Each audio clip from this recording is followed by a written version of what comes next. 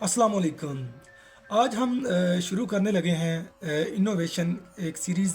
उस पे हम स्टार्टिंग लेंगे और इस सीरीज़ पे मैं इंशाल्लाह आप लोगों को स्टेप बाय स्टेप समझाऊंगा कि इनोवेशन क्या होती है और दुनिया के जितने भी और या पाकिस्तान में या लोगों ने जितनी भी इनोवेशन की हैं उनको इससे क्या फ़ायदा हुआ है और जो इस वर्ड्स को या इन चीज़ों को इनोवेशन को समझ जाता है तो उसके लिए क्या इसके फ़ायदे हैं।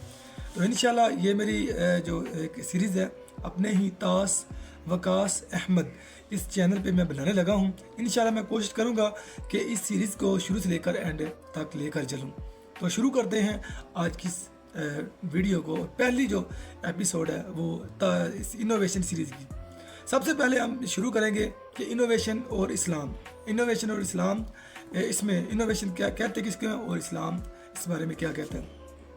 इनोवेशन होता है कोई नई चीज़, कोई नई सोच, कोई नया तरीका, कोई नया काम, कोई नई चीज़ इजाद करना, उसको कहते हैं हम इनोवेशन।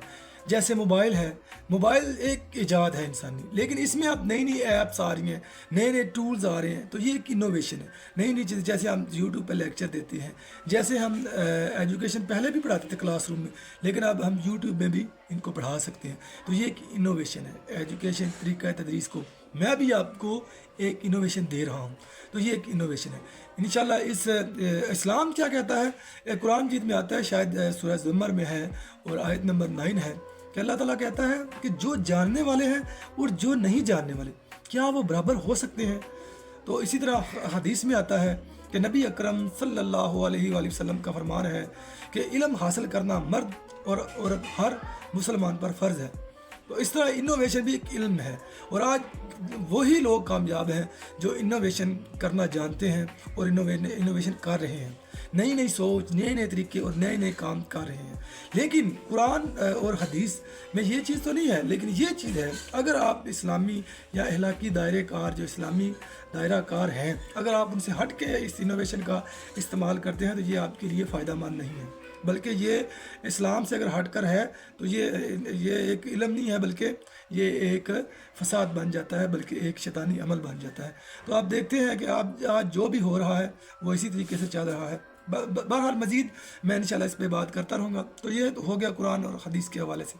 अब देखें, इस्लामी जो जाबर बिन हयान हैं, अबू अली सीना थे, अल अदरीसी थे, या बहुत सारे जो मुस्लिम साइंसदान थे, डॉक्टर अब्दुल कदीर खान साहब थे, ये अब्दुलसलाम साहब थे, ये सारे जो साइंसदान थे, इन्होंने इनोवेशन की थी और इन्हीं इनोवेशन की वजह से आज हम एक पुरताइश ज़िंदगी गुजार रहे हैं, एक अच्छी ज़िंदगी गुजार रहे हैं।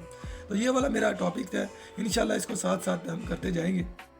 बाकी इसके अलावा जो इसके फ़वाइद क्या हुए हैं, आप मोबाइल यूज़ कर रहे हैं, आप कंप्यूटर यूज़ कर रहे हैं, आप गाड़ियाँ इस्तेमाल कर रहे हैं, ये सारी इनोवेशन में आती हैं। नए नए लोगों ने तरीके ईजाद किए, नई नई लेके चीज़ें लेकर आए हैं और आज भी वही मुल्क सर्वाइव करेगा, वही मुल्क रहेगा जो इनोवेशन करेगा। अगर पाकिस्तान को बहुत ही ज़्यादा ज़रूरत है इनोवेशन की, नई चीज़ों की, लेकिन हम इनोवेशन तो कर रहे हैं, लेकिन किन चीज़ों पे कर रहे हैं, अपने मोबाइल्स पे, कंप्यूटर पे, जो भी चीज़ें हम एज ए इंटरटेनमेंट की हद तक है, सैर व तफरीह की हद तक है, लेकिन हम इसका पॉजिटिविटी वो इस्तेमाल नहीं कर रहे कि हमसे अगर इंसानी जो ज़िंदगी है उसको क्या फ़ायदा हासिल हो रहे हैं, मेंटली भी और जिस्मानी तौर पे भी। ये सारी जो इनोवेशन अभी तक हो रही हैं वो मैं इंशाल्लाह स्टेप बाय स्टेप मुख्तलिफ ममालिक की, या अभी तक जितनी इनोवेशन हो रही हैं या हो चुकी हैं या जो अभी तक आने वाली हैं, इस पे इंशाल्लाह मैं मज़ीद नेक्स्ट वीडियो पे रोशनी डालूंगा। तो ये इनोवेशन की मुख्तसर सा तारुफ था और इनोवेशन की कुरान और हदीस के हवाले से एक मुख्तसर सी वीडियो थी। इंशाल्लाह मिलेंगे नेक्स्ट